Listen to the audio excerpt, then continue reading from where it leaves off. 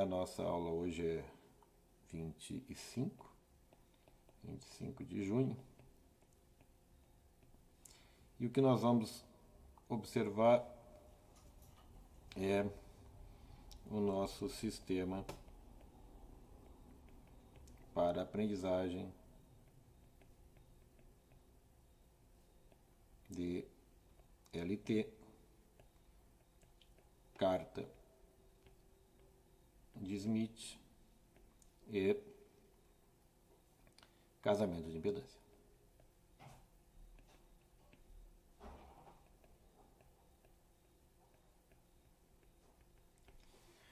Então nessa situação, gente, que a gente está envolvido é justamente nesse problema. Tá? Primeiro, eu já botei a lista de exercícios que alguns de vocês já têm sobre carta de Smith, está colocado lá a sequência. Tá? É uma sequência que eu aconselho vocês fazerem, não é difícil, embora eu vá fazer algo parecido com aquilo, botando a carta de Smith debaixo de uma câmera, tá? E eu vou fazer ela com régua e compasso, porque, na verdade, por mais que eu tenha tentado encontrar alguma forma de fazer isso, o uso de uma régua e de um esquadro e de um compasso, lamentavelmente não tem um software adequado para isso. E até meio ridículo você mimetizar um instrumento que nem um compasso, que é uma coisa, né, que tem mais ou menos uns 3.000 anos. Né? Provavelmente. Os gregos faziam demonstrações geométricas usando coisas parecidas, na verdade, com varetas, né? E funcionavam muito bem. Deixa eu ver deixa eu posicionar aqui a minha câmera. Olá, Larissa. Boa noite. Flávio, boa noite. Deixa eu ver se eu consigo botar aqui de um jeito que eu enxergo. Porque eu sou obrigado aqui, o software ele tem uma birra com o mouse fica num lugar e ele fica no outro. Tá? Agora não ficou. Vou fazer o contrário. Não. Então, o nosso problema é sempre o mesmo. Tá? Sempre o mesmo. A gente tem uma linha de transmissão. E no final dessa linha de transmissão se tem uma carga. Carga pode ser uma antena, pode ser outro receptor, pode ser um monte de coisa. E a questão é o que acontece com a tensão, né? V de Z, uma posição coordenada Z, e com a corrente I de Z em qualquer ponto que a gente escolha nessa linha de transmissão. Esse é o nosso problema. Certo? O que a carta de Smith vai nos representar? Duas coisas, tá? Já vou antecipando para vocês. Ela vai nos dizer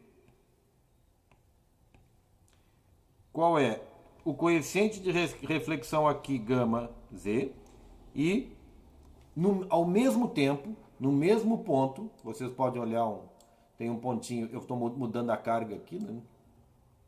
Tem um pontinho vermelho aqui assim. Mudar a carga aqui para ele ir para frente. Isso. Tem um pontinho que está se mexendo ali. Então, por exemplo, nesse ponto a gente tem um coeficiente de reflexão γ L de 0,762, ângulo 106 graus. Então, se vocês olharem aqui assim, vou ter que fazer diferente, senão você não vou conseguir. Ah, tá, agora sim. Vocês olharem aqui assim, o que vocês enxergam? Vocês enxergam, né, um ângulo, desculpem se está virando cruz aqui, né, em relação a esse eixo horizontal. Isso vai ficar muito mais claro na carta em papel, tá? Que é os 106 graus, né, no sentido anti-horário. Tá? E a gente está nesses arcos de reatâncias constantes, nesses círculos de resistências constantes da carta de Smith. O que nós estamos representando é o valor da impedância, tá? Z, vou botar bem grande assim, Z da posição Z na linha. Tá? Aqui no caso a posição é exatamente em cima da carga. Tá? É o valor da impedância, que por acaso é 0,21 mais 0,74 J. Só que o engraçado é que, como assim a impedância é 0,21 mais 0,74J, se aqui embaixo está escrito 10,53, né? Vou apontar direito. 10,53, 36,84. Tá? Então, como é que essa impedância aqui pode ser 0,21, né? 0,74?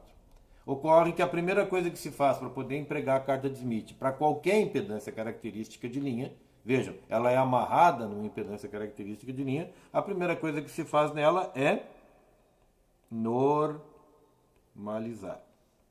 Eu nunca gostei de normalização, acho um troço chato pra caramba, é que nem aquele negócio de PU, o cara demora para entender por que o cara está fazendo aquilo, mas aqui na carta de Smith isso tem uma coisa bastante clara, porque a gente tem que normalizar. Porque eu não sei se eu posso usar uma carta de Smith com uma linha de transmissão de 300 ohms. Pode usar, então, né? Para se normalizar, a gente pega a impedância que a gente tem, vamos chamar de Z desnormalizada, e divide por Z0, pela impedância característica. Só isso. Então, aí o que acontece? Né? Ela dá um outro número. Ela dá um número.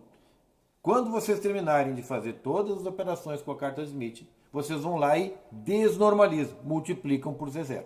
Então, Z0, se isso aqui for 50 ohms, vocês vão pegar a carga de vocês e dividir por 50 ohms. Que é exatamente o que a gente está fazendo aqui. Nós estamos entrando com uma carga ZL, né? E essa carga ZL, o software está fazendo a divisão para nós. Se a gente não tem o software, se a gente tem só a carta de Smith, a gente vai ter que fazer essa tarefa muito complicada, que é dividir por 50. Tá? Não me engano, se a gente divide por 50, a gente divide por 100 e multiplica por 2, né? Então, uma coisa assim. Tá? Eu acho que era isso, não me lembro.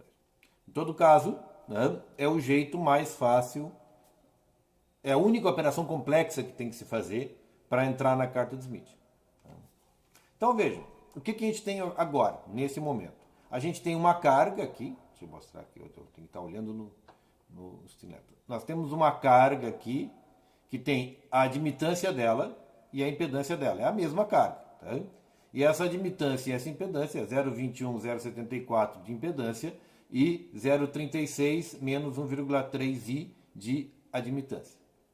A gente bota as duas coisas, vocês já vão descobrir porque a carga pode ser de impedância e admitância. Outra informação importante, que tem alguma utilidade aqui, é a frequência. Notem que a frequência, se vocês alterarem a frequência agora, ela não faz nada. Mas o que faz essa frequência aqui? É que nós vamos trabalhar nesse software com impedâncias discretas. E o que a frequência vai fazer é calcular qual a capacitância e qual a indutância relativo à reatância que a gente coloca aí. Então, para não ter que estar fazendo conta, né? Porque aparece lá um valor de reatância em ohms e vocês querem saber a coisa em farad ou em Henry. Tá? Se vocês querem saber em farad ou em Henry, o software já faz para vocês. É um aperfeiçoamentozinho que a gente vai fazendo para facilitar a vida. Porque o que se quer focar aqui é justamente que vocês consigam entender qual é o comportamento da linha de transmissão, como é que essa coisa acontece, tá? E o que acontece com o coeficiente de reflexão, o padrão de onda estacionário, tá? E tudo mais. Nesse software específico, tá? Ele está cravado para 50 ohms, ele não consegue trabalhar com outras impedâncias. Para não complicar a coisa, mas dá para trabalhar com outra impedância, é só modificar o software, óbvio. Ele tem uma fonte de tensão que está nessa frequência de 2.6 GHz. Tem uma outra coisa aqui no software chamado Epson efetivo, que é a permissividade efetiva de uma linha que não é exatamente a linha de transmissão que vocês conhecem, par paralelo ao cabo coaxial. É a permissividade efetiva de uma linha chamada microstrip, porque a microstrip, lá em micro-ondas, o cara vai descobrir que é uma linha que tem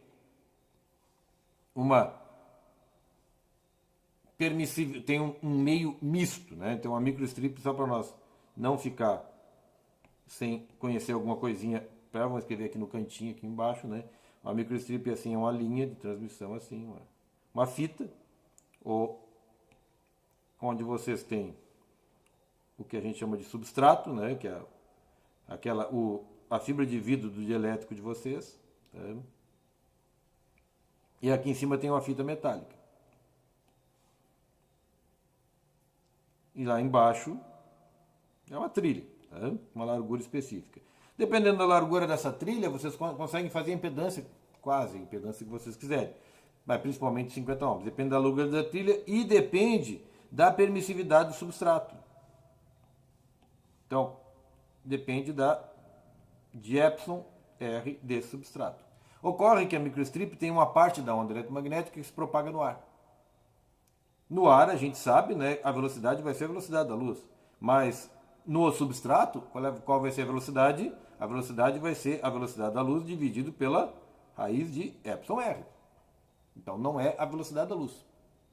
Tá? Agora que eu vou sair da tela. Então, ora, se eu tenho uma onda que se propaga na velocidade da luz e ao mesmo tempo se propaga em outra velocidade menor, tá? A gente tem que achar uma média nessa velocidade de propagação. Tá? E a média vai ser dado por que a gente chama de epsilon R ou epsilon efetivo, tá? Que é a junção das duas. Aí tem toda uma tecnologia para resolver isso aí, tá?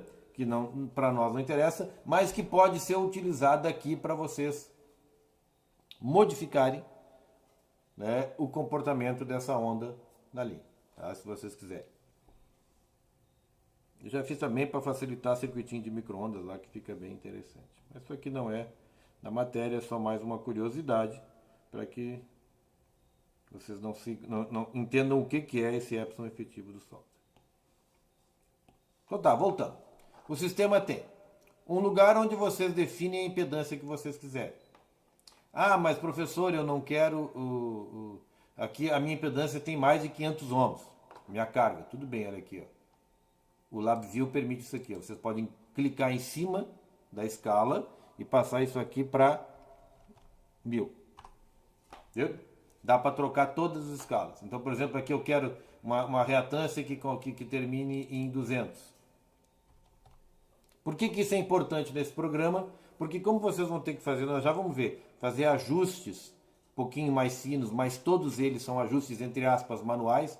O programa até permite, tá? Mas na maior parte das coisas não permite que você digite nada, não tem entrada para digitação, a entrada é toda feita com o mouse, tá? Porque a ideia é que vocês observem o comportamento mesmo. Né? Então, às vezes o sujeito tem que apertar a escala. Vocês já vão ver o que significa isso. Então tá. Tem esse botão aqui que transforma o nosso sistema de carta de Smith de impedância em carta de Smith de admitância. Esse botão aqui. Note que quando eu clico aqui, o pontinho verde, eu posso que é verde, eu estou batendo daltônico, o pontinho vermelho, tá? Salta de uma ponta para outra.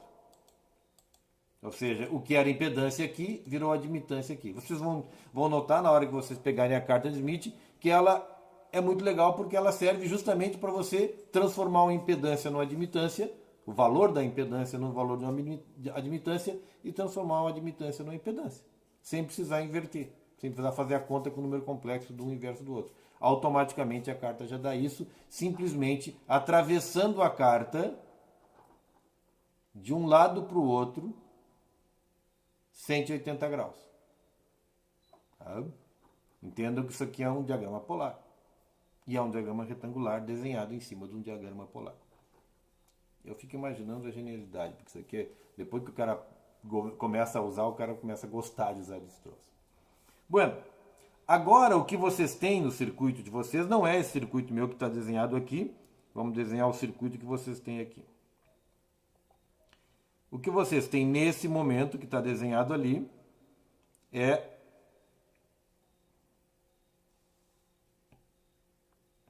uma carga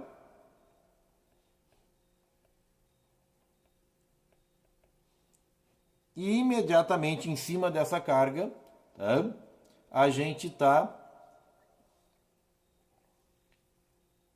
colocando uma fonte com 50 ohms de resistência e uma tensão senoidal aqui.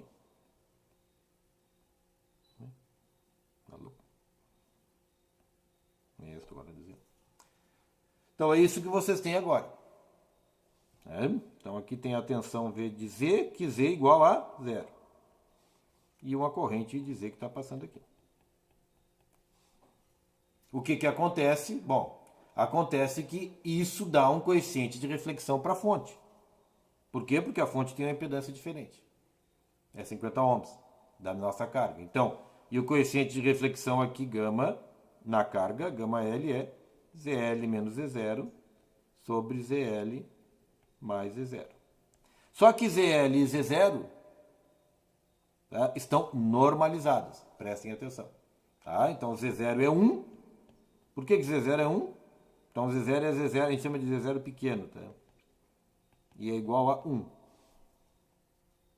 Por quê? Porque foi dividido por 50. E ZL também é uma impedância normalizada. É ZL sobre Z0.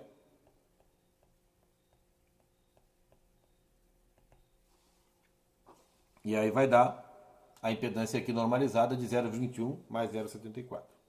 E aí aparece aqui, gente, o coeficiente de reflexão gama. Ora, como a gente pode dividir esses dois lados por Z0, sem problema nenhum,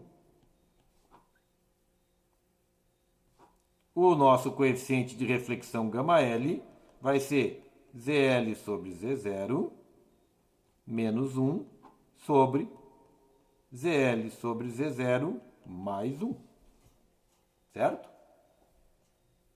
Mas ZL sobre Z0, o que eu chamei? É o nosso Z0, ZL pequeno. Ou seja, ZL eu posso botar assim, normalizado.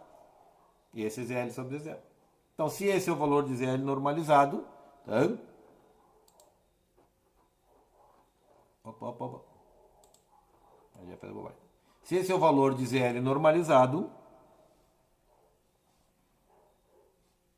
gama L é igual a ZL normalizado menos 1 sobre ZL normalizado mais 1. Então, este é o coeficiente de reflexão que vocês estão vendo aqui. Só que prestem atenção. Obviamente, é o mesmo coeficiente de reflexão se a carta não estivesse normalizada. De menor do que 1, por quê? Porque é uma carga passiva. Não tem como uma carga passiva dar para vocês um coeficiente de reflexão maior do que 1. É algo que está consumindo potência, né? Afinal de contas, a gente sabe que o coeficiente de reflexão é a potência que volta contra nós em relação à potência que nós jogamos para a carga. Se uma carga é passiva, a gente joga uma potência para ela, ela não tem como nos devolver uma potência maior do que aquela que a gente jogou. Se ela devolver uma potência maior do que aquela que a gente jogou, tá? Essa nossa carga é um oscilador ou um amplificador de reflexão, que funciona também, que na verdade é um oscilador, porque aí ele joga uma potência maior, a potência bate em nós, a gente devolve para ele e a coisa vai, o troço vai até saturar os dois lados. Tá? Então, esse aqui é o coeficiente de reflexão que vocês estão vendo o software calcular para vocês. E calcular e plotar nesse diagrama polar retangular, vamos chamar assim, né? Retangular porque aqui os desenhos aqui, esse quadrado só representa as impedâncias plotadas em função dos coeficientes de reflexão respectivos. Né? Então, por isso que ele é um diagrama polar e retangular. Né? Que está plotando para nós exatamente gama L, que vai ser ZL normalizado menos 1 sobre ZL normalizado mais 1. Tá, fique tranquilo que isso aí tudo vai passar de novo na aula teórica. Isso aqui é só para nós ver isso relacionado com o software. Tudo bem. Só que assim, isso aqui é só um circuitinho, né, que tem uma fonte e uma carga. Não é nada demais. Então vamos pegar e o que nós vamos fazer agora é afastar essa fonte. Se a borracha apagar. Né? Afastar essa fonte da nossa carga. Então nós vamos desenhar uma linha de transmissão e vamos conectar essa linha de transmissão na fonte e na carga. Então isso é representado no software, gente, aqui nesse espaço. Esse fio que está aqui preto não é uma linha de transmissão, tá? Ele é um fio que eu não consegui fazer, encolher e aumentar isso aí, deu muito trabalho. Né? Então, ele é um fio que só diz, ó, esse teu pedaço de linha de transmissão aqui, esse, né, está conectado em algum momento com essa carga. Para aumentar o comprimento dessa linha, para criar essa área vermelha aqui, tá? A gente vem aqui no primeiro controle. O primeiro controle aqui, né, nos dá o comprimento da linha.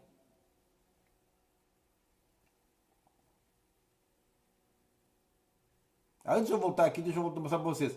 Notem que está aparecendo, tá aparecendo nesse quadrinho aqui um padrão de onda estacionário, correto?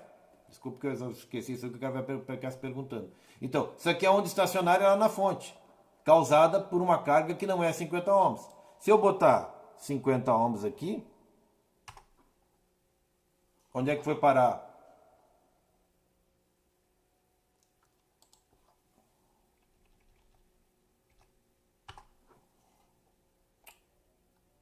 Vou botar aí zero aqui na mão.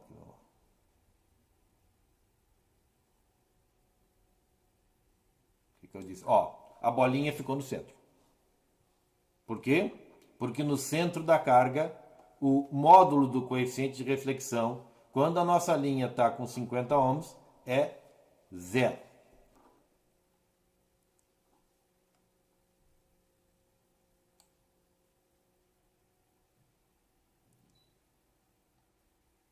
Se eu vario a reatância, ela sai do centro da carga. Pronto, voltou a ser zero. Notem que aqui ZL, vamos botar ali em cima, ZL aparece com 1 mais um restinho que eu não consigo acertar, tá? 0,021. Tá? E o coeficiente de reflexão γ L, tá, é 0,0105, ou seja, muito pequenininho, muito pouco perto, por isso mesmo a bolinha vai para perto do centro. Afinal de contas é um diagrama polar, né? A gente está no diagrama polar, cujo módulo é muito pequeno. E o centro desse diagrama polar é exatamente onde está esse ponto vermelho. Então, só para lembrar vocês. E o que aconteceu aqui, gente? No quadro aqui, perto da fonte da onda estacionária. O que acontece aqui? Ah, não tem padrão de onda estacionário. O nosso sinal de entrada, agora que é unitário, está ficando exatamente em 1. Tá? No momento que eu modifico isso aqui, aparece um padrão de onda estacionária.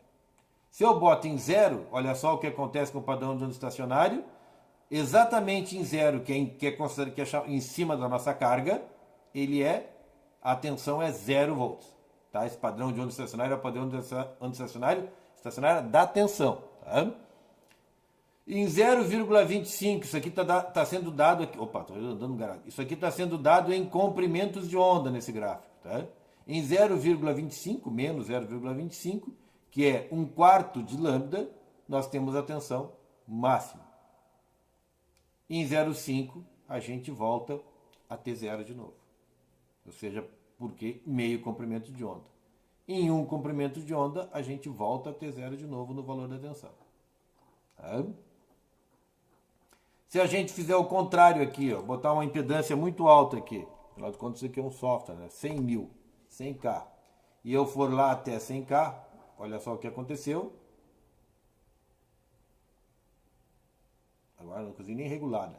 O padrão de onda estacionária praticamente saltou lá para cima e inverteu. Porque agora na posição 0 aqui, o que nós temos?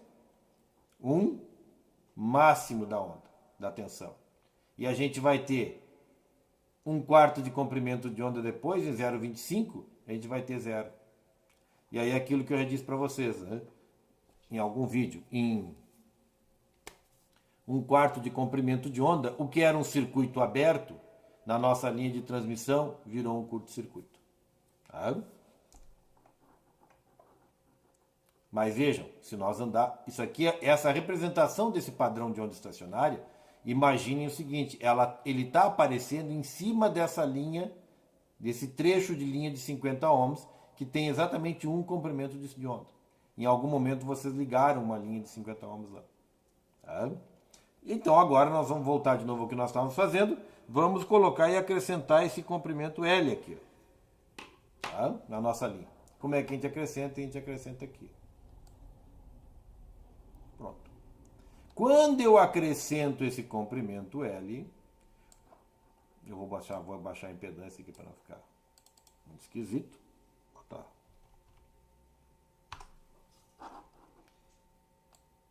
Quando eu acrescento, agora ficou muito.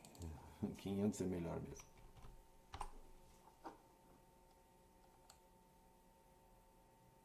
Conforme eu vou acrescentando L, vocês estão notando que o ponto vermelho está girando e deixando um rastro. Tá? Deixa eu botar lá a impedância no lugar mais consistente. Não é que existe um lugar preferencial. Tá? Esse aqui está bem bom.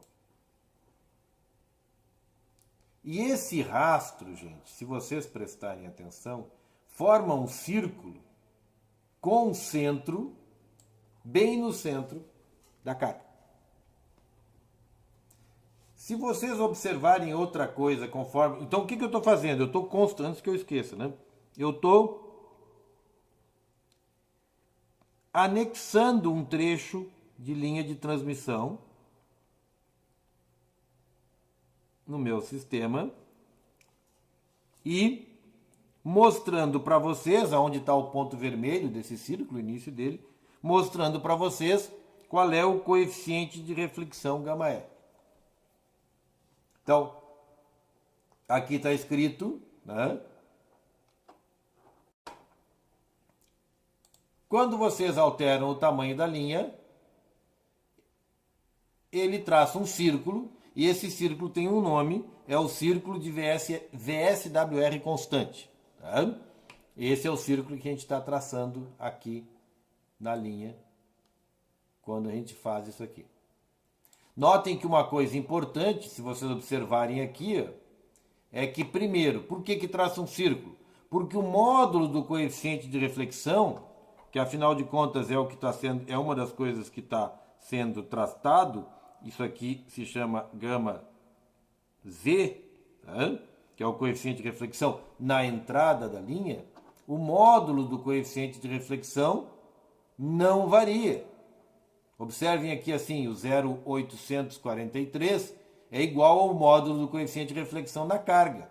O que varia é a fase.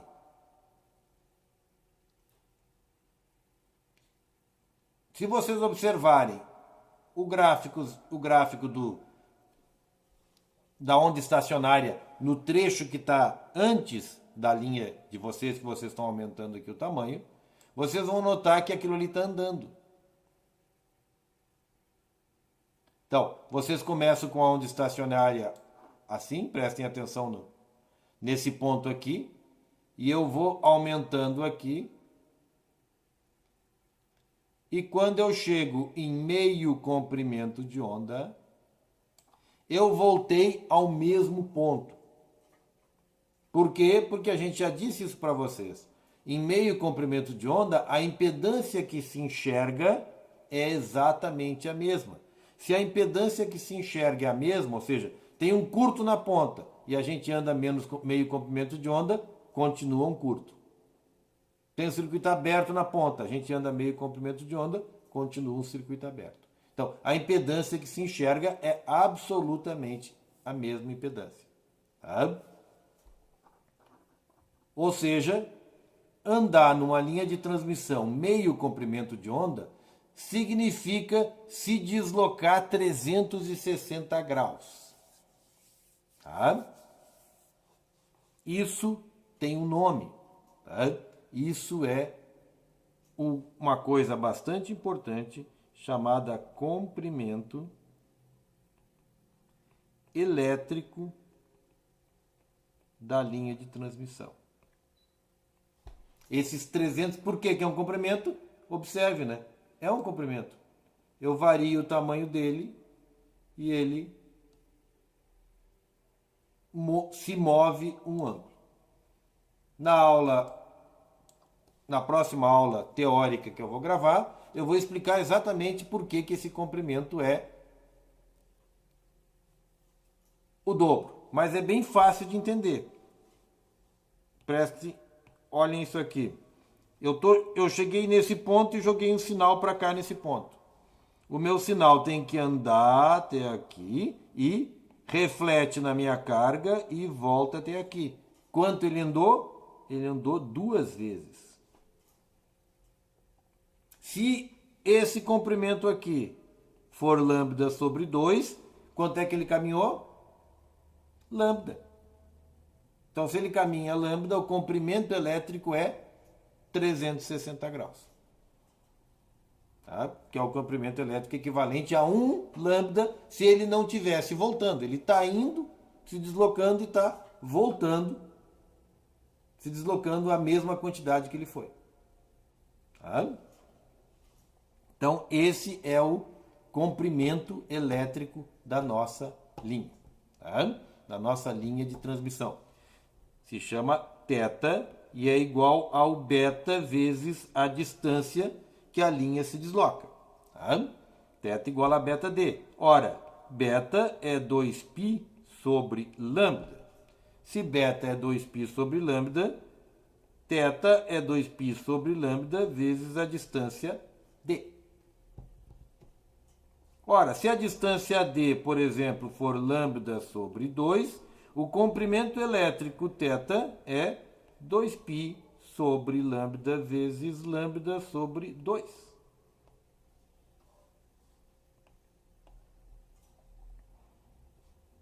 Θ é igual a π.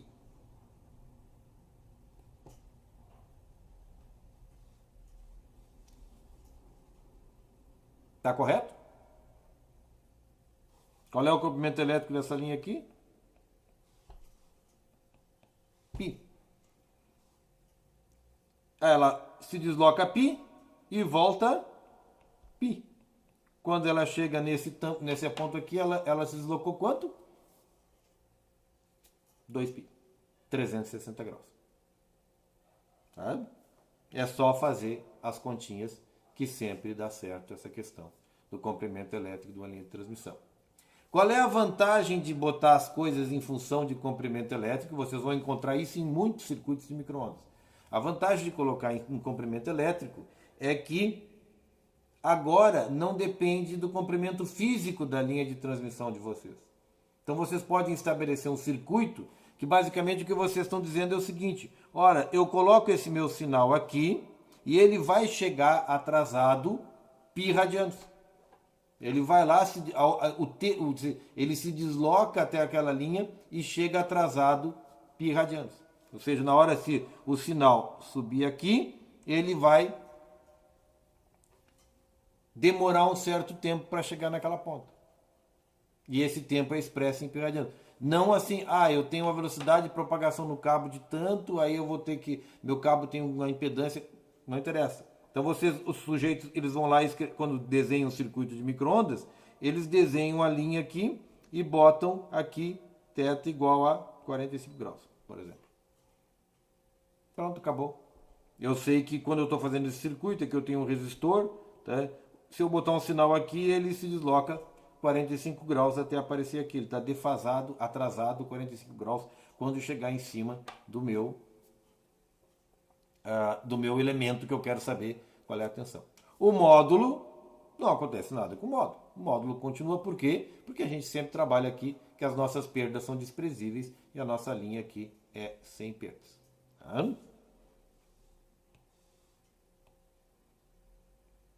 Então, essa é a primeira coisa que esse software faz.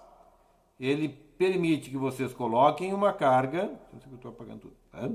Ele permite que vocês coloquem uma carga. Insere a carga.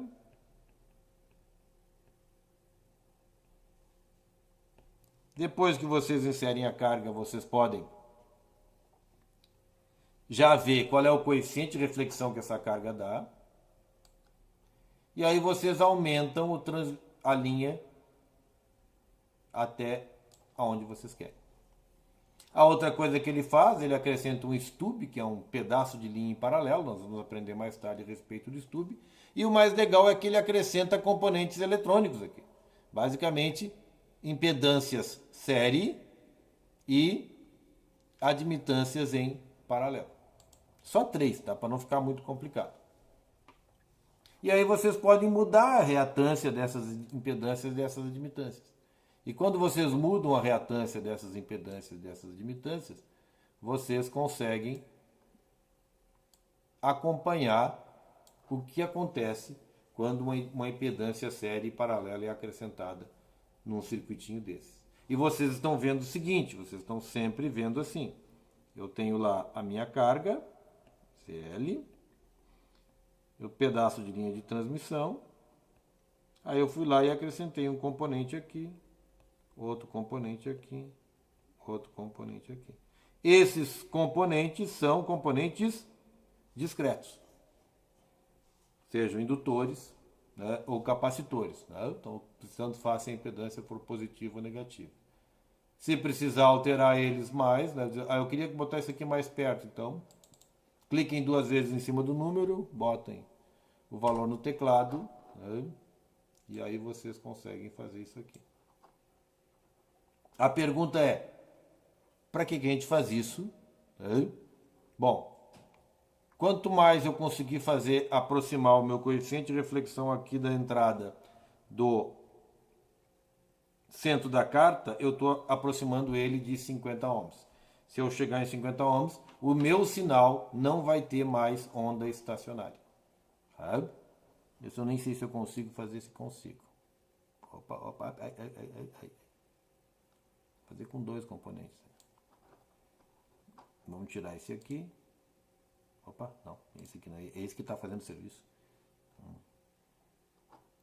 Vamos tirar esse aqui, não precisa. E agora eu vou mexer.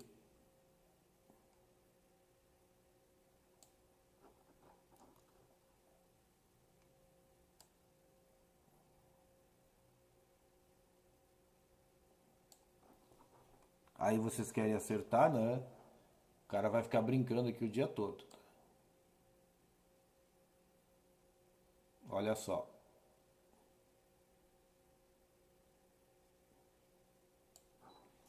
Meu ponto, um pouquinho de paciência e mão no mouse, o cara acerta, joga o jogo direitinho. Tá? Notem que agora aqui, ó, no padrão de onda estacionária de vocês, praticamente já não tem mais onda estacionária na entrada da fonte. Não está voltando quase nada. O coeficiente de reflexão é 0,125. É alguma coisa, mas é muito pouco. Tá?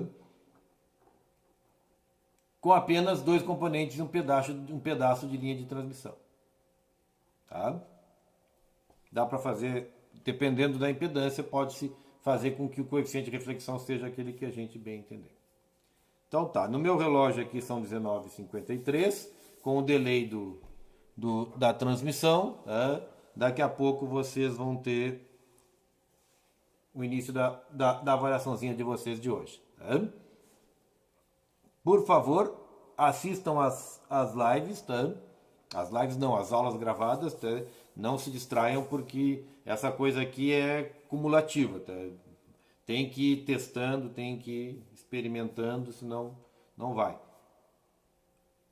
Peguem os exercícios de carta de Smith, já se quiserem, quem quiser ir adiantando, descobrir aquilo, e tentem fazer eles usando este software. É bem interessante. Todos os exercícios podem ser feitos com software. Vocês podem até verificar o software e testem se o software está correto, e também vocês conseguem entender mais ou menos o que está acontecendo ali. Mas não se preocupem que a próxima, que logo eu vou gravar uma aula sobre carta de Smith, passo a passo, que aí o sujeito pode pegar o seu compasso, o seu esquadro, a sua cartinha de Smith impressa e conseguir fazer isso. Tá? Muito obrigado por enquanto. Tenham todos uma boa avaliação. Eu vou estar ligado no Meeting, tá? Qualquer coisa vocês... no Meeting não, minto, tá? Eu vou estar ligado no sistema de mensagens no sistema de mensagens do Moodle, tá? Qualquer coisa vocês mandam uma mensagem ali se precisavam, questão da prova. O gabarito da prova, como agora vai ser sempre assim, né? Ele sai depois que vocês terminarem, tá? São 3 questões bem fáceis, vocês vão tranquilos nela. Tá? São sequenciais, mas vão frio que vocês vão entender. Metade das questões, como eu fiz agora, né, com atraso, eu fiz na última hora as questões. metade das questões eu já falei a resposta aqui hoje. Tá? Então já fica mais fácil para quem assistiu a aula.